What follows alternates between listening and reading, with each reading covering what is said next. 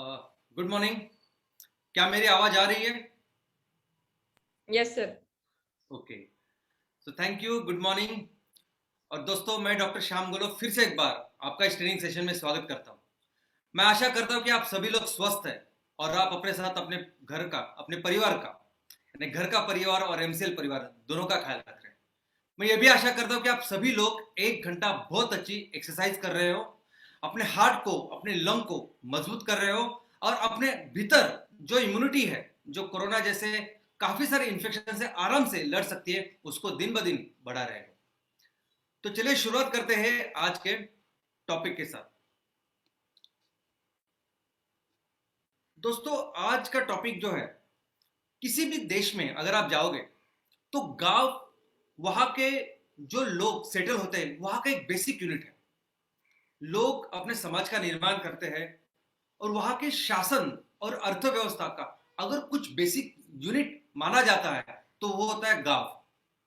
दोस्तों, पहले मनुष्य भी इतर जानवरों जैसे घूमता था खाने के लिए, लेकिन वो एक जगह आके सेटल हुआ और वो सेटल हुए होने का कारण था एग्रीकल्चर। वो सेटल होने का कारण था ये कृषि, हमारी खेती बाड़ी। दोस्तों, यही खेती बाड़ी से आदमी एक जगह रुका और फिर एक ऐसा समूह कि जो अपने आजू बाजू की जमीन वो खेती करता था, वो वहां रहता था, उससे बना गांव। और एक गांव शासन यानी लोकतंत्र और अर्थव्यवस्था का एक बेसिक यूनिट था। उसके बाद इंडस्ट्रियल रिवोल्यूशन के बाद हम लोग देखते हैं कि बड़ी बड़ी कंपनियां, बड़ी बड़ी फैक्ट्रियों की शुरुआत हुई और जब बड़े बड़े कारखाने शुरू हुए तब उनको लगे बहुत बड़ी बड़ी मैन पावर। तो एक बड़ा कारखाना, बड़ी फैक्ट्री और उसके बाजू में काफी सारे लोग रहने लगे और वैसे शुरुआत हुई शहरों की। दोस्तों, बाद में ये कारखाने भले ही दूसरी जगह चले गए, लेकिन शहरें बढ़ते रहे। कई सारे ऐसे देश हैं कि जहां शहर बहुत ज्यादा बढ़ गए और गांव एकदम कम हो गए। लेकिन हमारा देश आज भी अगर आप देखोगे तो 50% से भी बहुत ज्यादा लोग आज हमारे गांव में रहते हैं। और हमारे राष्ट्रपिता महात्मा गांधी हमेशा बोलते थे कि अगर आपको देश का, भारत देश का अगर आत्मा देखना है तो आप गांव में जाइए। दोस्तों, मुझे भी यही लगता है कि अगर हमें अपने देश को अच्छी तरह से समझना है, जानना है, तो हमें वो पूरी समझ हमें गांव में मिल सकती है। दोस्तों, ये गांव एक स्वयंपूर्ण ऐसे एक यूनिट था। हमारी सभी उसकी चीजों में वो स्वयंपूर्ण था। सबसे पहले तो उसका जो शासन था, उसका जो लोकतंत्र था, वो भी अपना एक उसके एक कल्चर था, उससे वो चलता था। और अगर हम अर्थव्यवस्था की बात करें तो अर्थव्यवस्था में भी ये गांव स्वयंपूर्ण था। वहां हर कोई अपने अपने अलग अलग काम करते थे। हालांकि जो सबसे इंपॉर्टेंट जो चीज थी वो थी एग्रीकल्चर, जिसके बेस पे ये सब कुछ चालू हुआ।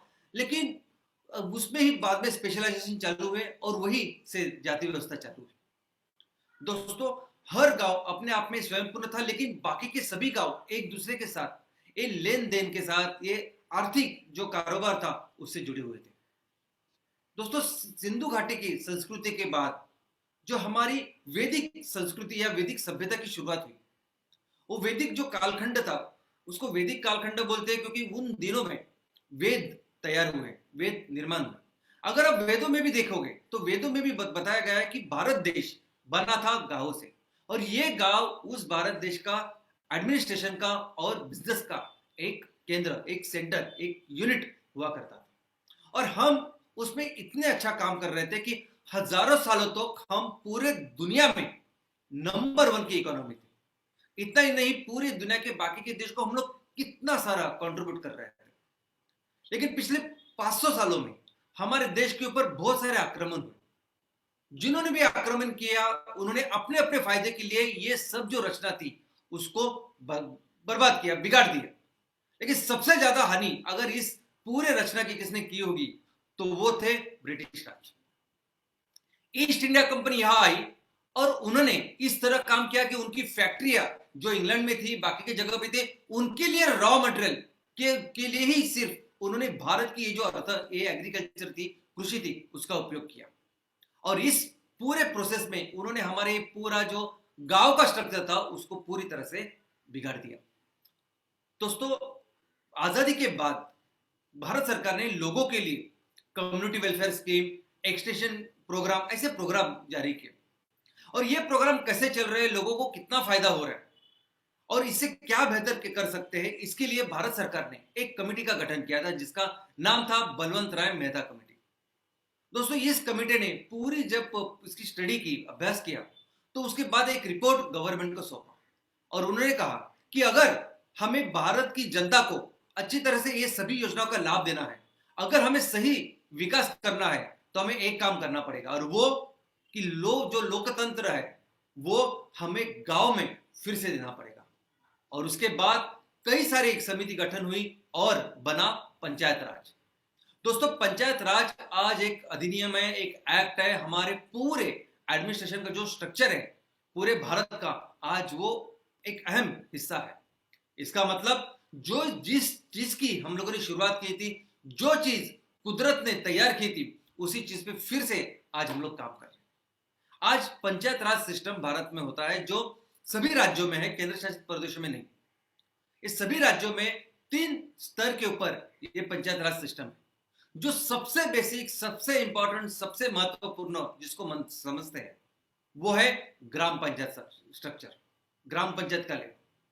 उसके ऊपर होता है तहसील का लेवल और तीसरा जो लेवल होता है, जो आखिरी लेवल होता है, वो है जिला स्तर का लेवल। दोस्तों, आज भी अगर आप देखोगे तो ग्राम पंचायत यानी टेक्निकली लॉ के अंदर हमारे एडमिनिस्ट्रेशन में भी आज ग्राम पंचायत एक बेसिक यूनिट है एडमिनिस्ट्रेशन का, डेवलपमेंट का, विकास का। एमसीएल बिजनेस मॉडल में ये एमसीएल पूरे परिवार का आज हमारा विजन मिशन क्या है, तो हम अपने देश को ऊर्जा में, ईंधन में स्वयं पूर्ण करना चाहते हैं। इस प्रोसेस में हम हमारे सभी जो किसान हैं, सभी जो यूथ है, ये इतने सारे जो लोग हैं, उनको एक आर्थिक और सामाजिक के अच्छे स्तर पे लेकर जाना चाहते हैं। हम ये सब करते हुए हमारा जो पर्यावरण है, हमारा जो पर्यावरण का संतुलन है, हमारी जो धरती माता है, उसका ख्याल रखना चाहते हैं। और ये पूरे तीनों काम करने के लिए हम लोगों ने एक यूनिक ऐसा बिजनेस मॉडल डेवलप किया है।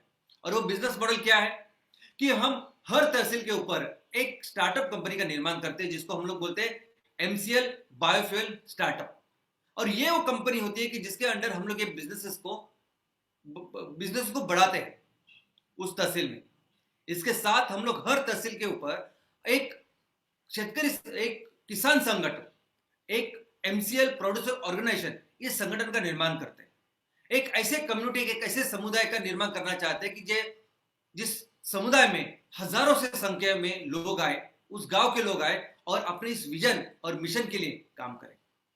दोस्तों, और ये जो तालुका है, जिस स्तर के ऊपर हम लोग बिजनेस का निर्माण करते हैं, ये सभी लोग जो तालुका स्तर के ऊपर उत्तेजक है और बाकी के सभी लोग कंपलसरी उसी गांव से, उसी तहसील से आते हैं।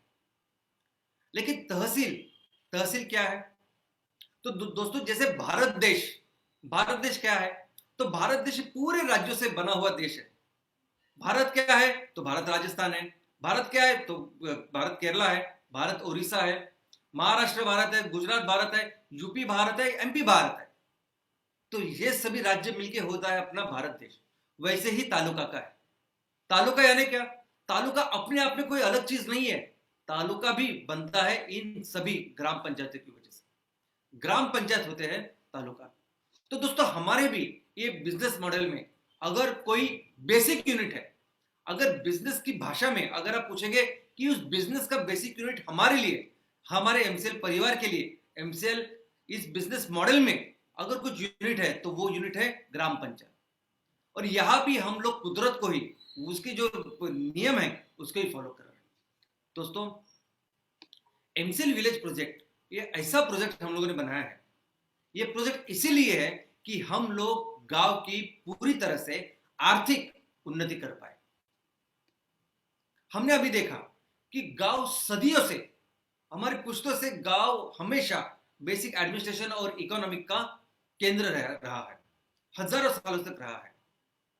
लेकिन आज हम लोग जब आजू बाजू देखते हैं, हमारे समाज में देखते हैं, तो ग्राम पंचायत ये जो आर्थिक और सामाजिक यानी गणतंत्र का केंद्र होना चाहिए था, उसमें लोग ये आर्थिक जो एंगल है, जो नजरिया है, वो भूल चुके हैं। वो मिस है। सभी लोग अपनी पूरी एनर्जी, सभी सब अपनी यूथ, अपने यंग जो एंटरप्रेन्योर्स है, सभी लोग वो चुनाव में, वो आर्थिक गणतंत्र में बहुत ज्यादा एनर्जी इन्वेस्ट कर रहे हैं। यानी अगर किसी ग्राम पंचायत का सदस्य होना, किसी ग्राम पंचायत का प्रधान होना, सरपंच होना, ऐसे जैसे बहुत बहुत बड़ी चीज होती है। और ये पूरी डेवलपमेंट के हिसाब से अभी जो कुछ व्यवस्था आज हमारे आजू बाजू चल रही है, उसमें उस गांव को हम लोग कैसे आर्थिक उन्नति में लेके जाए, वो जो एंगल जिसकी वजह से हम लोग इतनी बड़ी इतना बड़ा देश हुआ करते थे, वो आज मिसिंग है। और देखो, आज गांव में जो भी समस्या है, वो समस्या कैसे सॉल्व होगी, उसका कैसे हल निकलेगा, निराकरण होगा, तो वो होगा सिर्फ और सिर्फ आर्थिक उन्नति के कारण, दोस्तों। और ये आर्थिक उन्नति करने का बहुत जबरदस्त तरीका आज हमें कुदरत ने दिया है, और वो तरीका है ये कृषि, ये अपनी खेती बाड़ी। दोस्तों, एमसीएल विलेज प्रोजेक्ट, ये प्रोजेक्ट सिर्फ और सिर्फ डेडिकेटेड है इस काम के लिए। हमें अपने गांव की आर्थिक उन्नति करनी है, बस। हमें इस गांव को सुजलाम सुफलाम बनाना है, बस। और किस आधार पे, किस बुनियाद पे हम लोग करेंगे, तो हमारा भी आधार, हमारी भी बुनियाद एक ही है, और वो है कृषि, वो है खेती। दोस्तों, हमारे पास एक प्रॉपर ब्लूप्रिंट है कि हम लोग अपने गांव का विकास कैसे करें, एक्चुअली क्या काम करें। तो हम 3 सेक्टर डेवलप करना चाहते हैं। नंबर 1 जैव ईंधन, नंबर 2 ऑर्गेनिक फार्मिंग, और number 3 MCL eco friendly products, यानी ऐसे प्रोडक्ट जो पेट्रोकेमिकल के प्रोडक्ट्स को पूरी तरह से रिप्लेस करेंगे। तो बायोमास फार्मिंग, यानी जैव ईंधन के लिए जो रॉ मटेरियल लगेगा, वो हम अपने गांव में से, खेतों से उसको तैयार करेंगे। यहां तक कि बंजर जो जमीन है, वहीं से भी हम लोग ये तैयार कर सकते हैं, और एक अच्छा इनकम हम लोग हमारे किसानों को दे सकते हैं। और वो बायोमास की खेती ज्यादा करके नेपियर घास हो सकती है, लेकिन वहां के जो एग्रो क्लाइमेटिक कंडीशन, उससे हम लोग कल जाके अलगे या कोई भी चीज तैयार करेंगे। दोस्तों, ऑर्गेनिक फार्मिंग, अभी हमारे गांव में आज जो भी खेती हो रही है, वो सब कैंसर की खेती हो रही है। हम केमिकल के बीज इस्तेमाल कर रहे हैं, हम केमिकल की फर्टिलाइजर इस्तेमाल कर रहे हैं, हम लोग केमिकल के इंसेक्टिसाइड इस्तेमाल कर रहे हैं, और जो उससे जहर जो फैल रहा है, उसकी वजह से इतना कैंसर बढ़ चुका है। हमें गांव में जो भी खेती करनी है, वो 100% ऑर्गेनिक करनी है। वो ऑर्गेनिक बीज हो, ऑर्गेनिक खाद हो, और ऑर्गेनिक इंसेक्टिसाइड्स हो। इसके साथ हम लोग पशुपालन भी करेंगे, तो वो भी 100% ऑर्गेनिक करेंगे, और इसको बढ़ावा देंगे। तीसरे, एमसीएल इको फ्रेंडली प्रोडक्ट्स। आज इस पेट्रोकेमिकल के प्रोडक्ट से पूरी तबाही मचा दी है। पूरे पर्यावरण का संतुलन अगर नंबर 1 किसी का कारण बिगड़ा है, तो वो है ये प्रोडक्ट्स। दोस्तों, हम bioplastic, bio rubber, bio paints, organic cosmetics, ये सब चीजों का निर्माण हमारे खेतों से कर सकते हैं। और ये सभी जो चीजें हैं जो आज पर्यावरण का संतुलन बिगाड़ रहे हैं, इसको 100% हम लोग रिप्लेस करने वाले हैं। तो अभी ये एमसीएल विलेज प्रोजेक्ट, यानी एमसीएल ग्राम प्रकल्प, ये प्रकल्प है कि जो ये काम करने के लिए पूरी तरह से जो कुछ लगेगा वो देने के लिए, इसका विकास करने के लिए जो केंद्र हम लोगों ने बनाया, उस केंद्र का नाम है एमसीएल ग्राम प्रकल्प। हम एमसीएल के बिजनेस मॉडल में, एमसीएल परिवार में खेती को खेती नहीं देखते, तो खेती को एक उद्योग करके देखते हैं। उद्योग कैसे करते हैं लोग? तो उद्योग में लोग जो जिस काम को मैन्युफैक्चर करना होता है, जो जिस माल का निर्माण करना होता है, उसके बारे में सोचते हैं। किस क्वांटिटी में करेंगे उसके बारे में सोचते हैं। ये माल कहाँ जाके बेचेंगे वो उनका पहले से डिसाइड होता है। इसमें कितना निवेश करेंगे, कैसे वो चुकता करेंगे, ये पूरी चीज करके, और कैसे हम लोग अपना बिजनेस बढ़ाएंगे उसके बारे में सोचते हैं। वैसे ही हम लोग अभी हमारे खेती के बारे में सोचेंगे, और हमें पता है कि इसके लिए बहुत सारे इनपुट्स लगेंगे। ये अगर काम करना है, हर गांव में अगर खेती को बढ़ावा देना और मैक्सिमम उसकी डेवलपमेंट करनी है, तो बहुत सारी चीज, बहुत सारे इनपुट्स इसको लगने वाले हैं, और यही काम करेगा हमारा एमसीएल ग्राम प्रकल्प। दोस्तों, सबसे पहले सबसे इंपॉर्टेंट काम क्या होगा? तो मार्केट। क्या हम लोग सोचते हैं, एक ऐसा आदमी, ये किसान जो साल भर मेहनत करता है, साल भर, और अपने खेतों में ये साल भर मेहनत करके उस खेतों में इस बीज के लिए, इस फर्टिलाइजर के लिए, बाकी सब चीजों के लिए कर्जा लेता है बैंक से। तो बैंक से ऐसा नहीं होता कि उसके पास कुछ पैसे पड़े और उससे वो खेती करता है, नहीं। वो कर्जा लेता है, वो पूरी साल मेहनत करता है, और इतना मेहनत करने के बाद भी उसको ये पता नहीं होता कि मैं ये माल तैयार करके कहां बेचूं। यानी जो पैसा 50 रुपए का था वो 5 रुपए का हो जाता है। कौन करता है ऐसा बिजनेस? कहां होता है ऐसा बिजनेस? लेकिन यही कारण है कि जिसकी वजह से आज हमारा किसान खुदकुशी कर रहा है।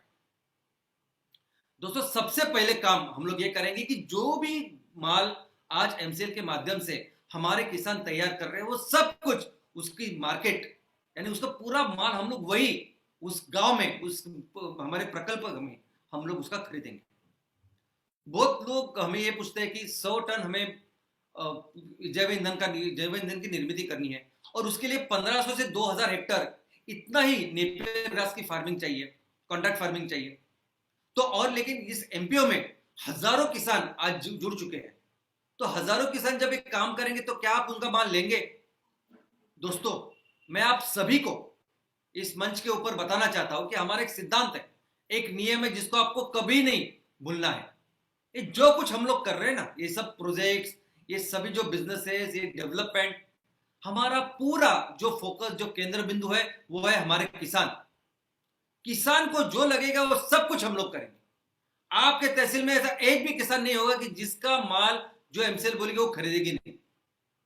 एक भी किसान, सभी जो किसान, कोई भी अगर नेपियर ग्रास की फार्मिंग कर रहे हैं, हर किसान से हम लोग ये माल लेंगे, कितने भी किसान हो। क्योंकि हम तो अपने देश को इस ईंधन में स्वयं पूर्ण तो कर सकते हैं, लेकिन आप समझिए कि ये ईंधन पूरी दुनिया को बचाने वाला ईंधन है। ये हम लोग पूरी दुनिया को आज दे सकते हैं। आपने दूध में देखा ना, एक जगह एक टाइम ऐसा था कि हम लोग दूध की पाउडर बाहर से मंगाते थे। आज पूरी दुनिया में सबसे ज्यादा दूध निर्मित करने वाला अपना देश है। हम लोग दूध की पाउडर निर्यात करते हैं, एक्सपोर्ट करते हैं। तो वैसे ही ईंधन वाला होने वाला है। ये जो ईंधन है, ये जहरीला ईंधन है। तो इसको 100% रिप्लेस करने वाला, दुनिया का ख्याल रखने वाला ऐसा ईंधन हम लोग जितना मर्जी तैयार करें, हम लोग उसको बाहर भेज सकते हैं।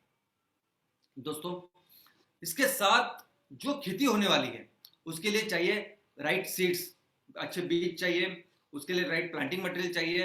अगर हम लोग पशुपालन भी कर रहे हैं तो उसके लिए अच्छे गाय के बछड़े चाहिए, पोल्ट्री कर रहे हैं तो अच्छे पक्षी चाहिए। ये सब देने का काम करेगी एमसीएल विलेज प्रोजेक्ट।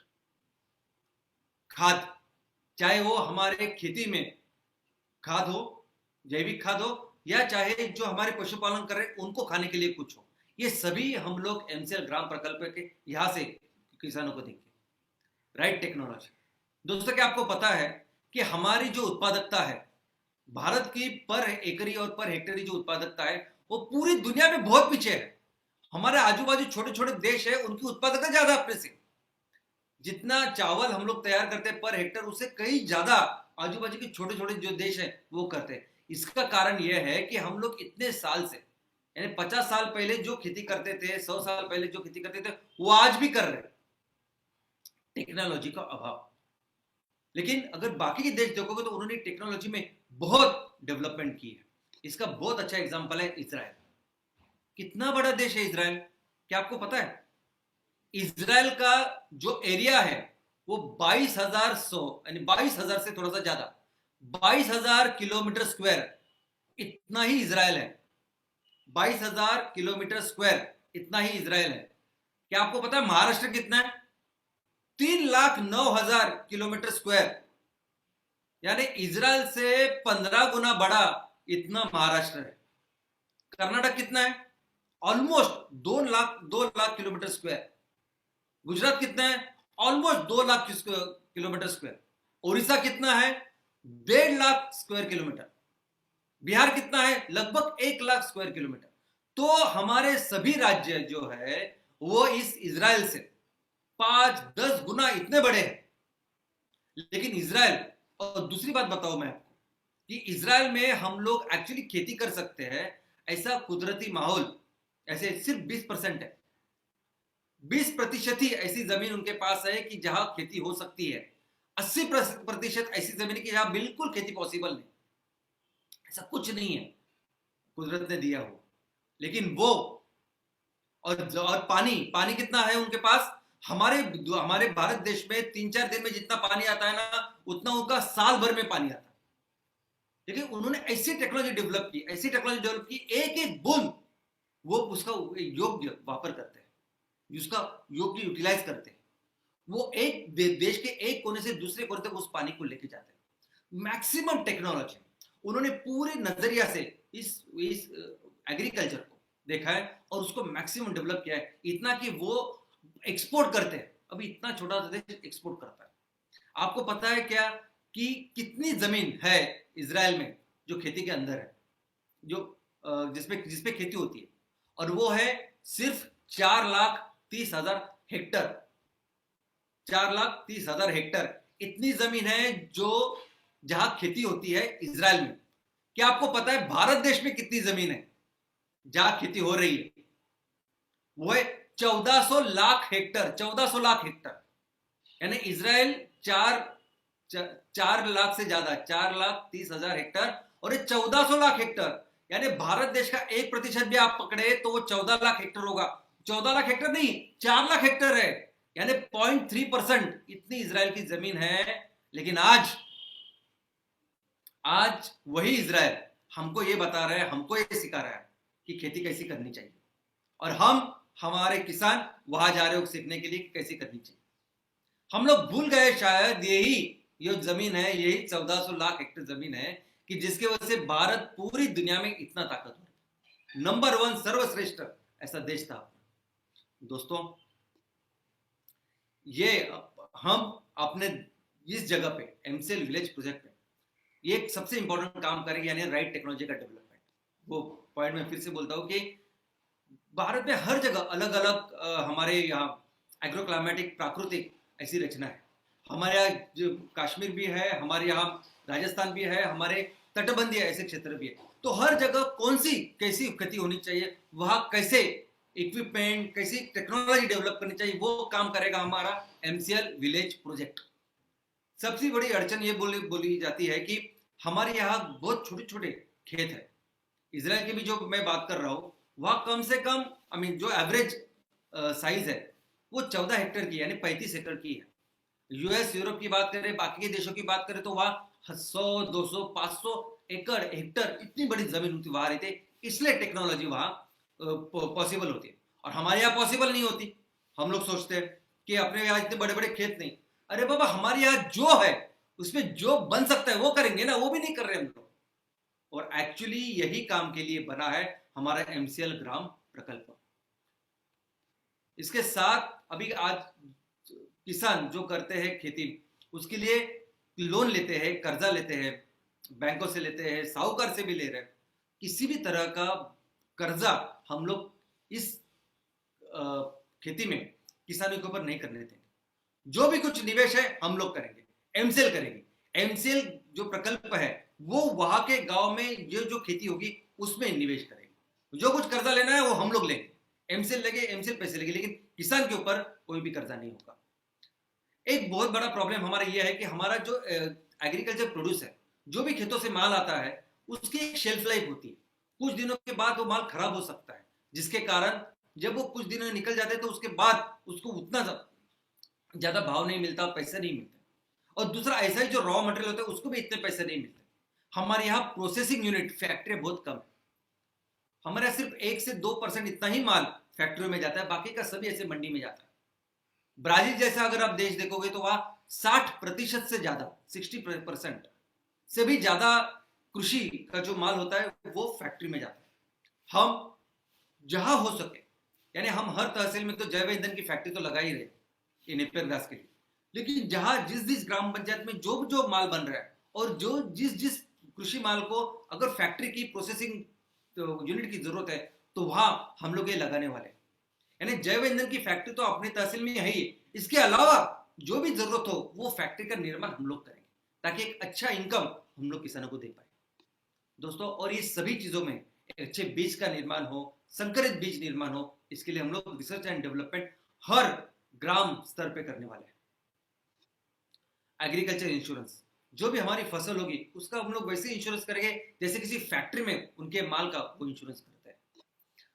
जो किसान ये माल तैयार करके उसका हम खरीदेंगे भी वही गांव में हमारे एमसीएल विलेज प्रोजेक्ट से, लेकिन पेमेंट भी वही करेंगे। एमसीएल ग्राम प्रकल्प ही सभी किसानों का पेमेंट करेगा। हमारा आज टारगेट है कि हर गांव में, ग्राम पंचायत में हम कम से कम 200 मेंबर हमारे साथ जोड़े। लेकिन ये सिलसिला यही खत्म नहीं होगा, ये सिर्फ इसलिए कि हम लोग फैक्ट्री लगा सके, लेकिन उसके बाद हम लोग ऐसे ही जो भी हमारे जरूरतमंद ऐसे किसान हैं, ऐसे फैमिलीज हैं, इन सबका पंजीकरण, रजिस्ट्रेशन ऐसा ही चलता रहेगा। और वो केंद्र भी रहेगा एमसीएल ग्राम प्रकल्प। दोस्तों, हम यहाँ किसानों को ट्रेनिंग देंगे कि कोई भी जो ऑर्गेनिक खेती है या ऑर्गेनिक पशुपालन है, वो सबकी की देंगे।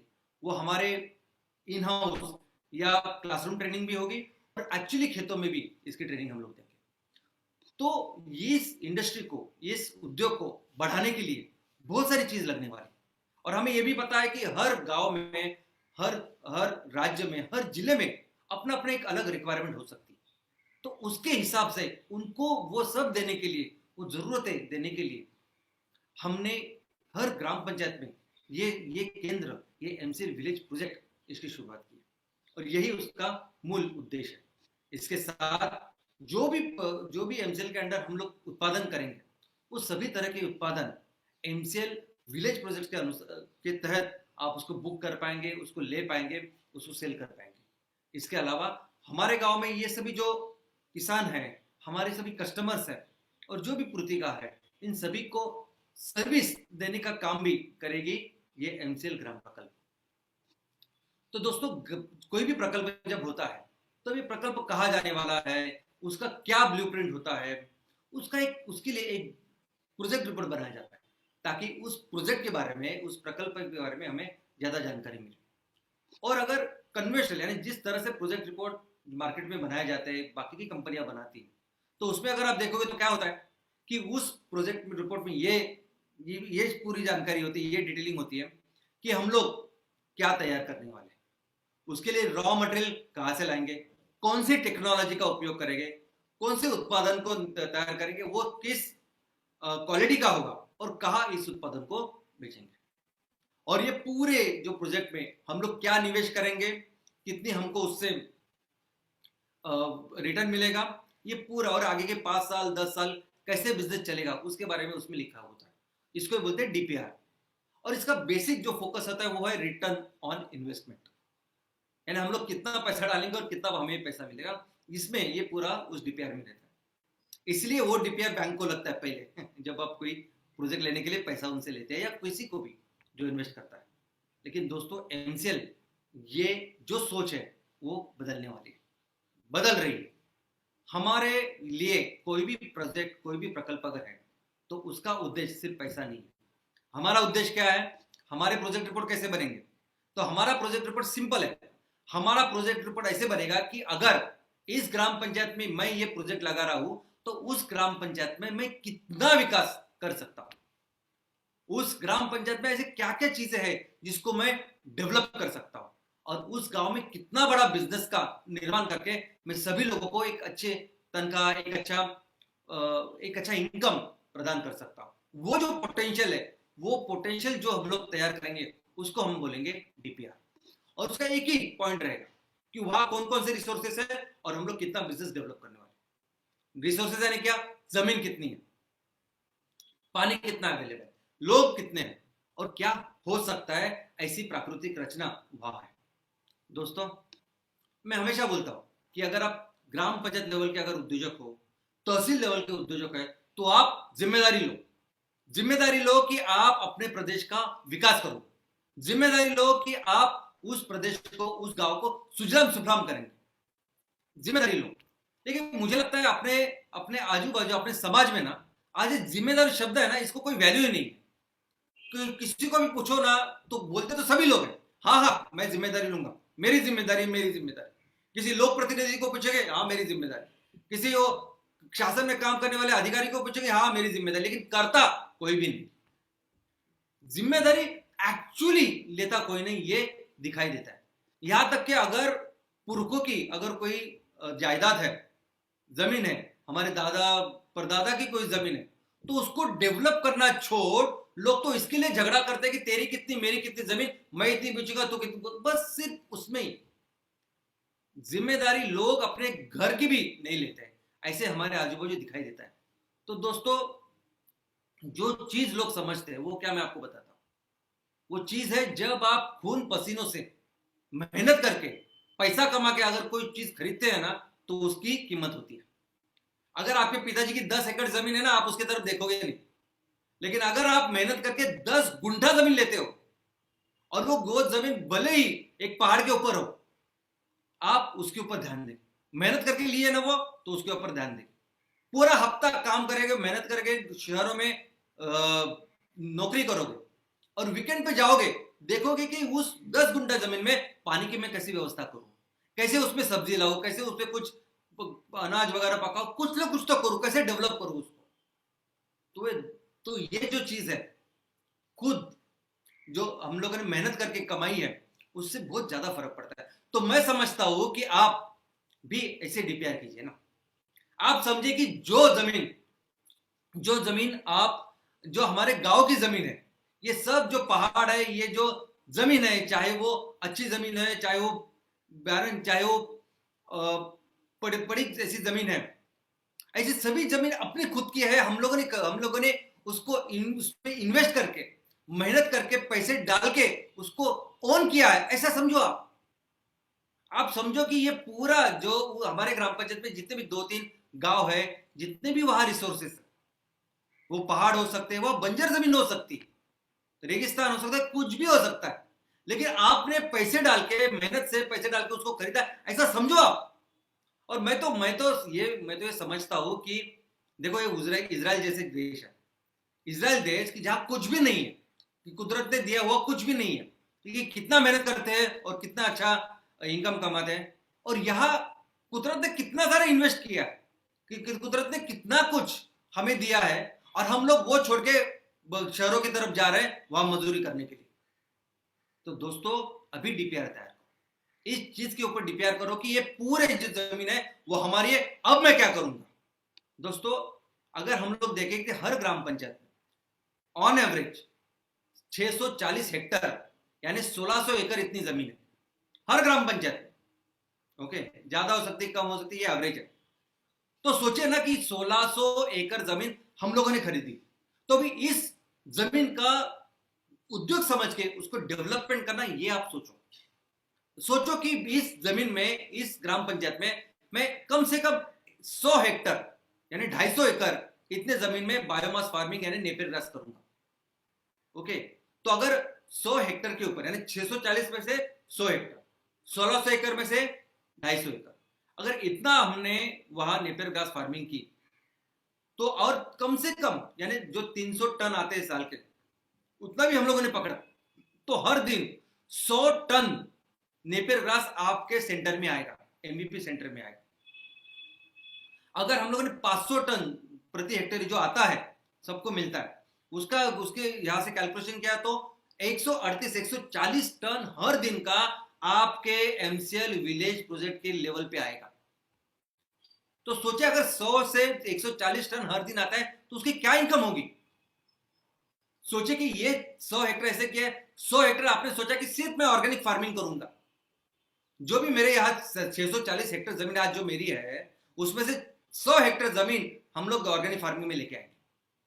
तो फिर उसमें कैलकुलेट करूं तो कितना इनकम उसका हो सकता है, किसानों को भी, आपको भी। सोचिए कि उसमें से 50 हेक्टर जमीन मैं एमसीएल इको फ्रेंडली प्रोडक्ट्स, ये जो प्रोडक्ट उसका निर्माण करूंगा, तो सोचिए उसमें कितना सारा इनकम हम लोग कर सकते हैं। और यही आपको करना है। दूसरी अलग बात कि आज हमारे ग्राम पंचायत में ऑन एन एवरेज ये लगभग 1000 इतने परिवार रहते हैं। ये समझिए कि ये सभी परिवार आपके खुद के परिवार है। ऐसा सोचिए कि ये सभी परिवार, ये आपके परिवार के, एक ही परिवार के, और आप इसके प्रमुख हो, आप इस परिवार के प्रमुख हो, और आपकी जिम्मेदारी के सबको अच्छा इनकम देने की। ये सोचो, ये सब एक बहुत important resource, water availability, enough, जितना पानी चाहिए ना अच्छी खेती के लिए, अपने पास पानी है। आपके घर में आधा घंटा नल आता है, कभी घर में आता है, कभी बाहर बिल्डिंग के बाहर आता है, कस्बे में बाहर आता है, कुछ भी हो, आधा घंटा 1 घंटा भी आया ना तो आप इतना देखते हैं कि यार मुझे वो पानी इतना भरना है कि पूरे दिन की जो मेरी जरूरत है वो पूरी हो। बहुत बार ऐसे होते हैं कि आपके घर में 4-4 घंटे पानी आता है, तो आप देखते हैं कि आप उतना स्टोरेज करते हैं कि जो बचा हुआ है समय उसमें आपका टाइम निकल जाए। लेकिन वैसे भी ऐसे कुछ इलाके हैं कि वहां 4-4 5-5 दिन में पानी आता है, लेकिन फिर भी वो उसका प्रावधान करते हैं कि अगर 4 दिन में भी एक बार पानी आता है तो मैं इतना स्टोरेज करके रखूं, इतने सब ड्रम वगैरह सब भर के रखूं ताकि मुझे वो 4 दिन वो पानी चलेगा। तो दोस्तों, आज कुदरत 12 महीने में 4 महीना हमको पानी दे रही है। 4 महीना छोड़ दीजिए, 2 महीना ही पकड़ी, 2 महीना कुदरत पानी दे रही है, 12 महीने में 2 महीने, इसका मतलब 24 घंटे में 4 घंटा कुदरत हमें पानी दे रही है, 4 घंटा। और हमें पता है कि हमें 1600 एकड़ के लिए इतनी जमीन में खेती करनी है, हमें पता है कि हमको इतनी जमीन चाहिए, इतना पानी चाहिए, तो क्यों नहीं हम लोग उसका भी प्रावधान करें। हमारे पास वो सब कुछ है, तो इसके ऊपर हम लोग काम करें तो एक अच्छी खेती का निर्माण हम लोग कर सकते हैं। टेम्परेचर, क्लाइमेट, दोस्तों जैसा मैंने कहा कि हमारे सभी तरह का क्लाइमेट है, जो भी एग्रीकल्चर प्रोड्यूस हम लोग सोच सकते हैं वो तैयार कर सकते हैं। आज राजस्थान जैसी भी परिस्थिति है, कश्मीर भी है, तमिलनाडु भी है, हर जगह आज हमारे में जहां पूरी दुनिया में जो कुछ हो सकता है ना वो आज हमारे भारत में हो सकता है, ऐसा कुदरत ने हमें तैयार करके दिया। सबसे इंपॉर्टेंट चीज क्या लगती है, वो सूरज किरणें की रोशनी, सूरज की रोशनी, सूरज की ऊर्जा जो ज्यादा मिलती है हमारे यहाँ। लोगों की यहाँ तो वो ऊर्जा नहीं होती, इसलिए वो पॉली हाउस बनाते हैं ताकि वो अंदर का क्लाइमेट वो कंट्रोल कर सके। और यहाँ तो पूरा देश का क्लाइमेट कुदरत ने तैयार करके दिया है हमको कि करो, ज्यादा से ज्यादा आप खेती करो। तो आप सोचो कि अपने ग्राम पंचायत में आप कितना तैयार कर सकते हो, क्योंकि वहां तो ग्राम पंचायत में केंद्र तो है एमसेल विलेज प्रोजेक्ट, जो ये सब माल आपसे लेगा। तो दोस्तों, डीपीआर है क्या हमारे लिए, तो डीपीआर ये कि इनकम पोटेंशियल इस ग्राम पंचायत में कितनी सुबत्ता, कितना इनकम हम लोग ले सकते हैं। तो तो ये जो हमेशा पूछते हैं कि लोग कि कितना मैं हम लोग कमा सकते हैं, मंथ पर मंथ हमें कितना मिल सकता है, साल का कितना बन सकता है, तो मैं आपको पूछूंगा कि हम, आपको तो पता है कि हम लोग किसानों से किस रेट से खरीदने वाले हैं, आपको तो पता है कि हर टन, 1 टन अगर हमें नेपियर ग्रास आता है तो आपको एमसेल विलेज प्रोजेक्ट को कितना मिलने वाला है।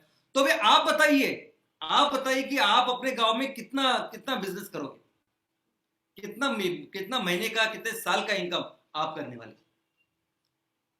और इस पूरे चीज को करने के लिए हम लोगों ने एक रोड मैप तैयार किया, और वो रोड मैप ये है कि अभी से सभी जो जो भी हमारे उद्योजक है जिन्होंने ग्राम पंचायत प्रोजेक्ट साइन किया है और वो काम कर रहे हैं, उन सभी को हम वो डीपीआर देने वाले हैं, वो कुछ पेपर्स अभी कागजात देने वाले हैं।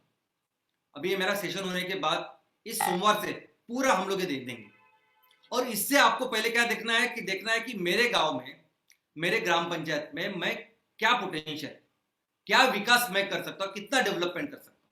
और मैंने जैसे कहा ना कि पूरा पकड़िए आप, वो जो पहाड़, वो जो बंजर जमीन, वो जो पूरा लगता है जहां कुछ नहीं हो रहा है, वो सब हमको डेवलप करनी है, वहां पूरी तरह से एग्रीकल्चर करना है। ये सोच के आप उसका पोटेंशियल याद करिए।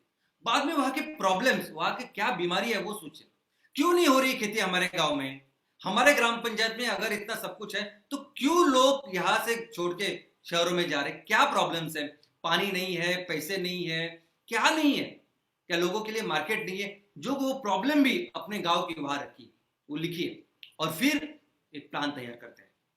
हमारे ग्राम पंचायत को डेवलप करने का एक जबरदस्त ऐसा प्लान तैयार करते हैं, ब्लूप्रिंट तैयार करते हैं, और इस ब्लूप्रिंट के ये जो काम करने उसकी पूरे एक्टिविटीज लिख के लेते हैं कि अगर मुझे, हमारे ग्राम पंचायत में 3 गांव है, तो इस 3 गांव में मुझे क्या क्या काम करना है, 1 2 3 4 10 50, ये सब लिखना है और क्रोनोलॉजी में लिखना है, यानी पहला क्या करेंगे, दूसरा क्या करेंगे, ये लिखना है।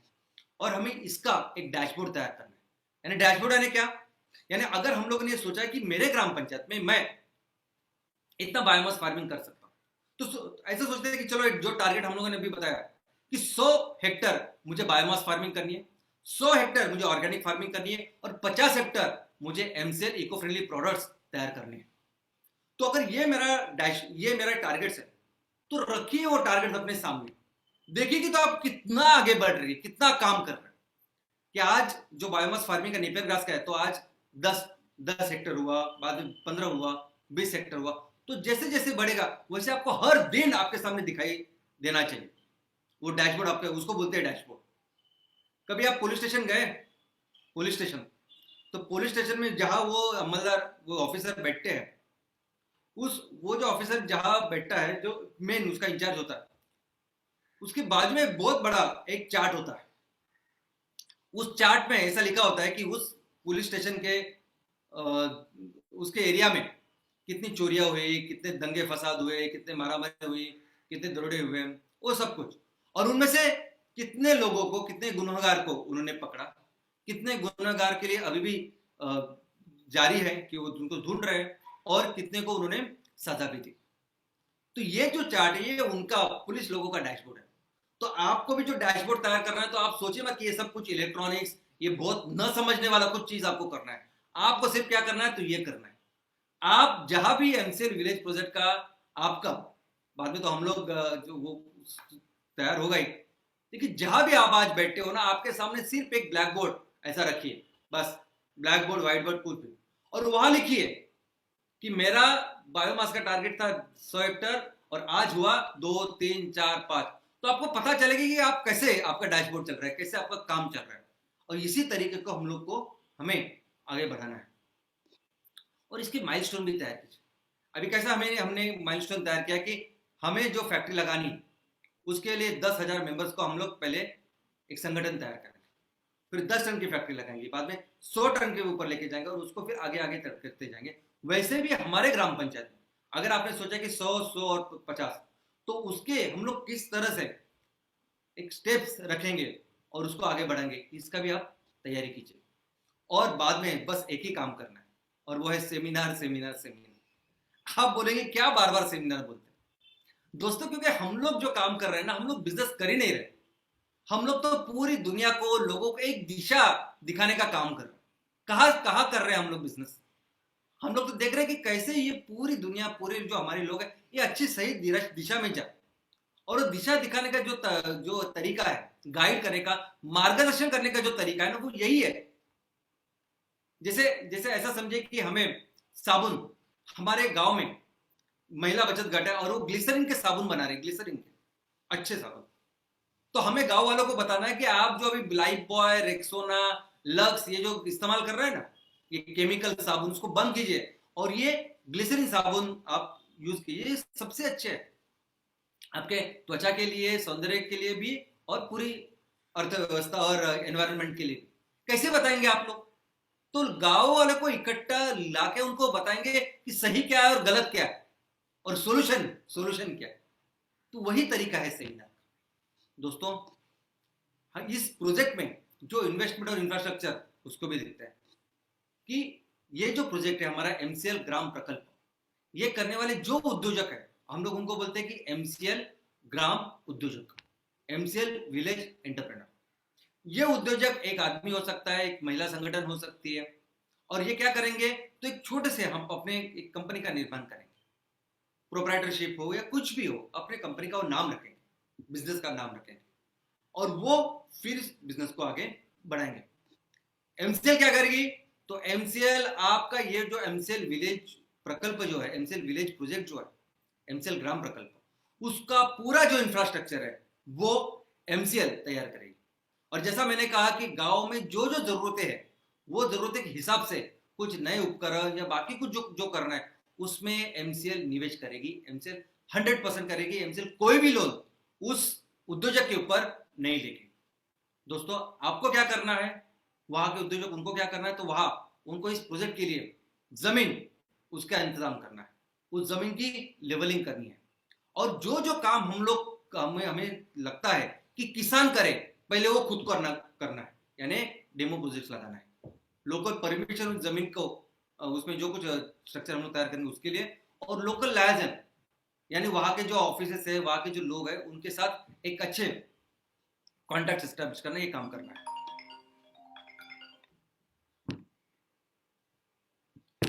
दोस्तों, आज कितनी जमीन हमें चाहिए, तो हमें सिर्फ 20 गुंठा, हाफ एकड़, इतनी ही जमीन चाहिए प्रोजेक्ट के लिए।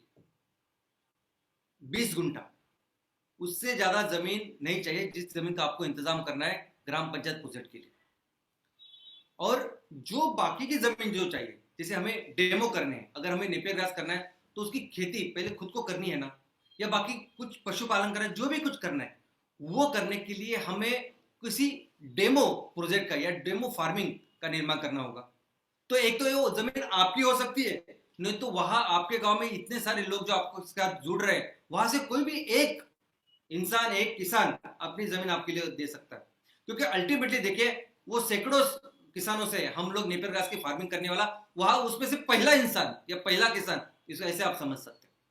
तो ये जो डेमो प्रोजेक्ट हम लोग करेंगे अपने स्तर के ऊपर, ये आप वहां के गांव के जो हमारे किसान हैं, जो लोग हैं, उनसे ही मिलकर ये कर सकते हैं। यानी उसमें वही डेमो पशुपालन भी है, एनिमल हस्बेंड्री भी है, ऑर्गेनिक फार्मिंग भी है।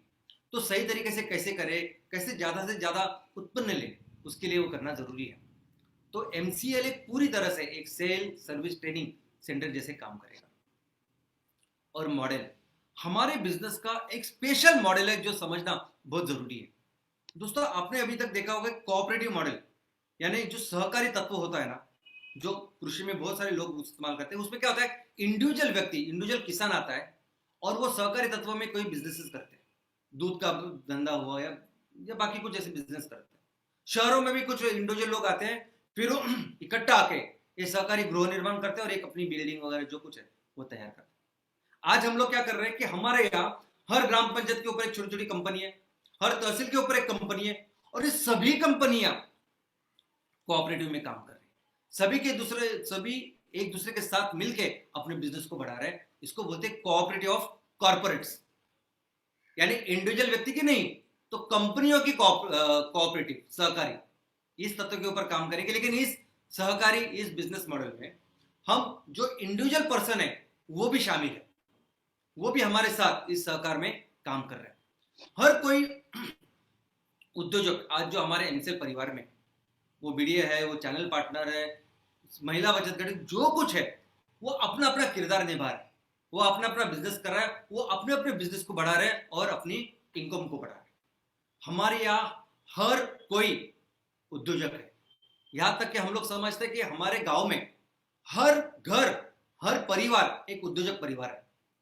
तो ऐसा समझिए कि किसान जिसके पास 2 एकड़ जमीन है, 5 एकड़ जमीन है, तो वो सिर्फ इसके बारे में सोचे कि मैं कैसे इस 2 एकड़ से 5 एकड़ से ज्यादा कमाई करूं, मैं कैसे जिससे ज्यादा से ज्यादा फायदा करूं, ज्यादा से ज्यादा इनकम मेरे घर के लिए, परिवार के लिए, बच्चों के लिए करूं।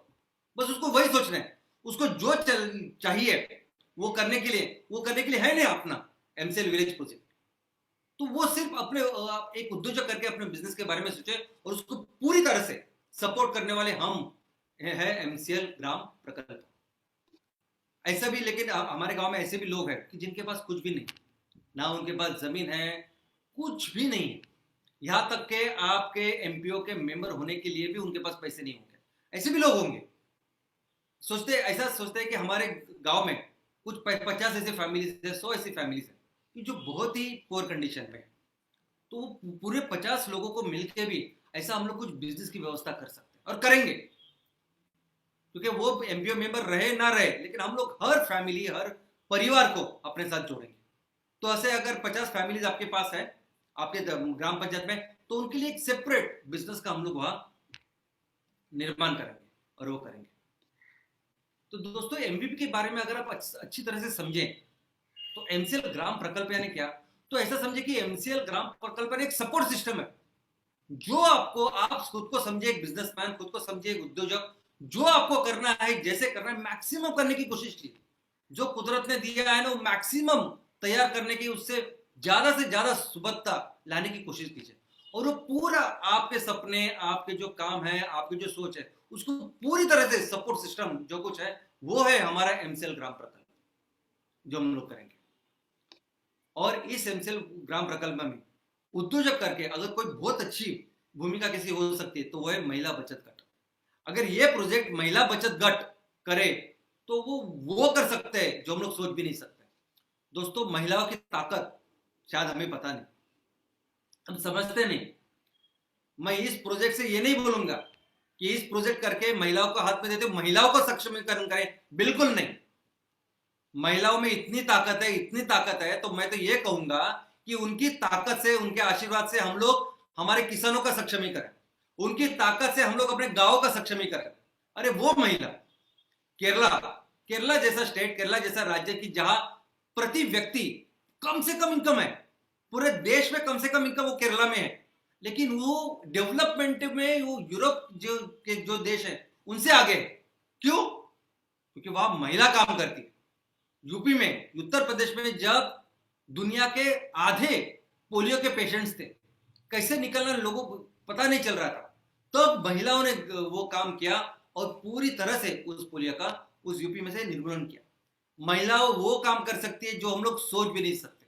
आज मुझे लगता है कि ये पूरे जो गांव का हमें पूरे जो ट्रांसफॉर्मेशन करना है, परिवर्तन करना लाना है, ये परिवर्तन में महिलाओं की भूमिका अहम हो सकती है। अभी देखिए ना कि एक ग्राम पंचायत में हमें 200 मेंबर्स करने, एमपीओ मेंबर्स, लेकिन एक महिला गठन बनता ही है 10 अलग अलग परिवार के महिलाओं के साथ, जिनके नाम सरनेम अलग है। तो अगर एक महिला के ऊपर सिर्फ 20 मेंबर्स करने हैं, सदस्य करने हैं, तो एक महिला अगर उस गांव में रहती है तो वो 8 10 12 जनों को तो ऐसे ही जानती है, तो उसको सिर्फ नए 10 ऐसे सदस्य कर रहे हैं। तो इतना आसान हो सकता है कि अगर हम लोग इनके साथ जुड़े। दूसरा, जैसा मैंने कहा कि गांव में अगर 1000 फैमिलीज है, 1000 2000 जो भी फैमिलीज है, लेकिन महिला आपके साथ है, तो एक महिला के लिए पूरी जिंदगी भर कितने परिवार को देखना है? सिर्फ 100 परिवार। तो उस परिवार को फिर चूल्हा, कुकिंग गैस से लेके, उनको चप्पल से लेके जो कुछ माल हमें देना है वो अपनी महिला देगी। तो ये काम आसान हो सकता है। दोस्तों, चैनल पार्टनर भी एक ऐसे लोग हैं जो हमारी इस व्यवस्था में काम करेंगे। वो किसी भी ग्राम पंचायत में काम कर सकते हैं। वो बेसिकली टीम किसकी रहेगी? तो तहसील लेवल पे हमारे जो प्रमोटर्स है, बायोफ्यूल स्टार्टअप, वो उनकी टीम के रहेंगे और वो कहीं भी ये काम करके हमारे जो एमसीएल विलेज प्रोजेक्ट है उसको हेल्प कर सकते हैं। इसके अलावा हमारे यहाँ कई सारे ऐसे एग्जिस्टिंग नेटवर्क्स हैं जो बहुत मेहनत करते हैं। सरकारी कुछ कार्यालय है कि जहाँ ये जो हमारे फील्ड वर्कर है बहुत बहुत मेहनत करते हैं, जिसमें आशा वर्कर है, आंगनवाड़ी सेविका है, दाई है, पुलिस पाटिल है, कोतवाल है, ये अच्छे, उनके साथ भी ये पूरा सामाजिक परिवर्तन किया जा सकता है। मैं बोलता हूँ सामाजिक और आर्थिक परिवर्तन, क्योंकि दोस्तों आज जो एमसीएल प्रोजेक्ट है ना, एमसीएल प्रोजेक्ट सिर्फ आर्थिक उन्नति के लिए नहीं है। हमें यह भी समझना होगा कि कैसे एक देश जो पूरी दुनिया के ऊपर हुकूमत करता है, पूरी दुनिया, यानी लोग बोलते हैं कि टेक्नोलॉजी साइंस के बारे में हम लोग पीछे थे, आपको शायद अंदाजा नहीं। आप थोड़ा सा जरा पढ़ाई करेंगे, रिसर्च करेंगे तो आपको पता चलेगा हम लोग बहुत आगे थे हर क्षेत्र में। तो इतना बड़ा देश, इतनी बड़ी जमीन, इतना सब कुदरत ने दिया हुआ, इतना हमारा राष्ट्र अभी कैसे पीछे हो गया? क्या कारण है कि हम लोग अंडर डेवलप्ड हो गए? ये पिक्चर देख रहे हैं आप? इस पिक्चर में वो महिला का देखा आपने क्या कंडीशन है उसकी, लेकिन उसके पीछे अगर आप देखोगे तो उसके पीछे जो पहाड़ नजर आ रहे हैं, उसके पीछे जो पानी नजर आ रहा है, और कुदरत ने क्या करना चाहिए बताइए आप? सब कुछ देते हुए भी आज हमारे लोगों की ऐसी अवस्था है, ऐसी कंडीशन है। तो दोस्तों, ये जो चीज हमें बदलनी है ना, इस बदलने के लिए पहले सोच बदलनी पड़ेगी। पहले लोगों को अपने इस पूरे काम में लाना पड़ेगा। और मैं इसको समझता ही नहीं कि ये कोई बिजनेस है, मैं तो समझता हूं ये आंदोलन है, आंदोलन। इसको आंदोलन जैसे ही करना पड़ेगा। आंदोलन ही करो, आप आंदोलन करो, लोगों को बोलो कि हम लोग फिर से उस स्तर पे जाना चाहते हैं, और जाएंगे हम लोग, हम सब मिलके। और हमें लोग जो सोचते हैं, इस लोगों की सोच पहले बदलनी है। लोगों को यह बदलना है, समझाना है कि कोई भी देश, अगर हम लोग सोचे तो कोई भी देश हमारे आगे नहीं हो सकता। इतना आगे होने की क्षमता आज हमारे देश में है। हजारों साल तक एक नंबर हम लोग इसलिए नहीं रहे कि हम लोगों ने बहुत बड़े बड़े युद्ध किए, इसलिए रहे कि हमारे पास वो क्षमता आज भी है। तो वो सोच बदलनी जरूरी है, और वो सोच बदलेंगे हम लोग। इस पूरे चीज को एक इकोनॉमिक डेवलप, एक इकोनॉमिक इंडिपेंडेंस, यानी एक आर्थिक आजादी का आंदोलन बना के हमको इसको करना है। हमें हर घर को एक अच्छा रिस्पेक्टेबल इनकम देना है जो डिजर्व करता है। ये कंपलसरी है कि हमारे गांव में, अगर जिस ग्राम पंचायत में आप प्रोजेक्ट कर रहे हो, तो कंपलसरी है कि ये हमारा फर्ज है, ये हमारी जिम्मेदारी है कि हम लोग वहां के घर के हर घर को एक अच्छा इनकम करा के दें। उसके बाद जमीन है, जमीन नहीं है, जो कुछ है, ये हमारा काम है कि उसको करें। ये हमारा काम है कि हमारे जो रिसोर्सेस है उसमें मैक्सिमम जो ऑप्टिमम डेवलपमेंट हो सकता है उसको करें। ये हमारा काम है कि हमारे गांव को फिर से वाटर में, पानी में स्वयं पूर्ण बनाए। हमारे गांव को एक कचरा मुक्त गांव, ग्राम पंचायत ऐसे बनाए। हमारे गांव में जो नदियां बह रही है, जो पानी के स्रोत है, उसको पूरी तरह से कचरा मुक्त, उसको पूरी तरह से क्लीन करने की जिम्मेदारी उठाए। दोस्तों, आज ये 500 सालों में इतने सारे लोगों ने जिन्होंने भी हमारे आक्रमण किए, वो क्या हमसे कुछ ज्यादा बड़े नहीं थे। हम तो इतने बड़े तादाद में थे और वो थोड़े थोड़े थे, लेकिन फिर भी उन्होंने हमारी बर्बादी की। और उसका एक कारण है कि उन्होंने हमारे यहाँ आके दो दो जो गट होते हैं, जो कुछ होता है, उसमें हमेशा झगड़े लगाए। कोई भी हो, यहाँ तक कि आज भी अगर आप देखोगे ना, तो सगे दो भाई होते हैं, उनमें में ये कोई तीसरा आता है और झगड़ा लगाता है उसके फायदे के लिए। ये हमेशा के लिए चलता है। इस गांव में हमको, इस ग्राम पंचायत में एक भाईचारा होना चाहिए। बस हम लोग इसके ऊपर ध्यान दें कि यार मेरा गांव कैसे अच्छा तरक्की करेगा, कैसे मेरे गांव में आमदनी बढ़ेगी, कैसे मेरे बच्चे अच्छे एजुकेशन करेंगे, रोड अच्छे करेंगे, बस। बाकी कुछ है तो एक विजन, एक मिशन, एक ध्येय के साथ लोगों को भाईचारे में जोड़ना, ये भी इंपॉर्टेंट काम। और ये इसके साथ ऑफ कोर्स हमारे गांव में जो खेत खलियान है, जो ये पर्यावरण है, उसका ख्याल रखना है। दोस्तों, हम फिर से सुपर पावर बनेंगे, जरूर बनेंगे। वो काबिलियत, वो सब कुछ कुदरत ने, भगवान ने हमें दिया है, वो करना है। लेकिन इसके लिए एक सबसे important, single most important thing आपको करनी है। अगर आप ग्राम पंचायत के उद्योजक हो, अगर आप एमसीएल ग्राम उद्योजक हो, तो एक सबसे इंपॉर्टेंट काम जो आपको करना है और बहुत ही स्ट्रांगली करना है, बार बार करने, अच्छे अच्छे तरीके से करना है, वो सिंगल चीज, तो वो क्या है? Saturday sessions. दोस्तों, जो आज मैं ये हर हफ्ते आपके सामने आता हूं, ये जो सेशन लेना ना, ऐसे ही आपको हर हफ्ते अपने गांव में, अपने ग्राम पंचायत में एक मीटिंग करनी है। हर हफ्ते अपने ग्राम पंचायत में एक प्रेजेंटेशन करना है। कोई भी दिन हो सकता है, वो शनिवार हो सकता है, कोई जैसे मंडी का दिन हो सकता है कि जब मंडी होती है, कोई भी ऐसा दिन हो सकता है जो आपके गांव में हो सकता है। लेकिन एक ही जगह पे, उसी गांव में, उसी टाइम पे और उसी जगह पे उसको बदलना नहीं है। जैसे हम कैसे हर शुक्रवार को सुबह 8 बजे आते हैं, वैसे ही हर दिन, कोई भी एक दिन आप सोचिए, और कोई भी ऐसी जगह, जब तक आपका एमसीएल विलेज प्रोजेक्ट पूरा नहीं होता, तब तक कौन सी भी ऐसी जगह जहां लोग आज मिलते हैं, वो समाज मंदिर हो सकता है, वो कोई मंदिर हो सकता है, चर्च हो सकते हैं, तो यहाँ वो लोग आके हम लोग इसको, इस बारे में, इस आंदोलन के बारे में, इस प्रोजेक्ट के बारे में, इस सब चीज के बारे में, विजन के बारे में हर हफ्ते हमको लोगों को बताना है। और यहाँ आपको जूम मीटिंग नहीं करनी। ये जो मीटिंग है ना, ये सिर्फ इसलिए हम लोग कर रहे हैं कि हमें इतने सारे लोगों के साथ एक साथ मिलना है। हम लोग इसलिए कर रहे हैं कि आज कोरोना है, लेकिन आपको ग्राम पंचायत में डायरेक्ट मीटिंग करनी है। हर हफ्ते, उस दिन, उस टाइम और उसी समय, उसी जगह पे आपको एक मीटिंग करनी, जहां हर हफ्ते आप अलग अलग विषय ले सकते हो। बार बार वो सब बोलते हैं कि कैसे हम लोग इस चीज को करेंगे, अपने गांव को कैसे सुजलाम सुफलाम बनाएंगे। दोस्तों, और इसमें आप जो हमारे यहाँ के जो यंग, जो यूथ है, जो हमारे स्कूल के इवन बच्चे हैं, कॉलेज के बच्चे हैं, उनको लेके आप इस आंदोलन को बड़ा कर सकते हो। हर शनिवार को, हर हफ्ते में, हर एक दिन को ऐसा करिए। और उसका बिजनेस से कोई वास्ता नहीं। आपके वो 200 मेंबर बनते हैं, आपको बिजनेस होता है, वो चलता रहेगा। हमारा ये बिजनेस से काफी आएगा, काफी आगे। हर गांव का हर आदमी हमको उस लेवल में लेके जाना है कि उसका सिर्फ एक ही ध्येय हो कि यस, मुझे अपने गांव को, अपने इस पूरे ग्राम पंचायत को एक सुजलाम सुफलाम ग्राम पंचायत बनाना। और दोस्तों, यही काम है एमसीएल विलेज प्रोजेक्ट का। एमसीएल विलेज प्रोजेक्ट, दोस्तों, हमें एमसीएल विलेज प्रोजेक्ट से सिर्फ एक राजा की जिम्मेदारी लेनी। और वो राजा कौन है? ये राजा वो है, ये राजा है किसान राजा। ये राजा वो राजा है कि अगर हम इसकी जिम्मेदारी लेंगे, इसके लिए काम करेंगे ना, तो ये देखेगा कि हमारा देश फिर से सुजलाम सुफलाम बनेगा, तो वो देखेगा कि हमारा देश फिर से सुपर पावर बनेगा। ये पूरी ताकत इस आदमी में है और हमें एमसीएल विलेज प्रोजेक्ट के जरिए सिर्फ इसकी सेवा करनी है। Thank you.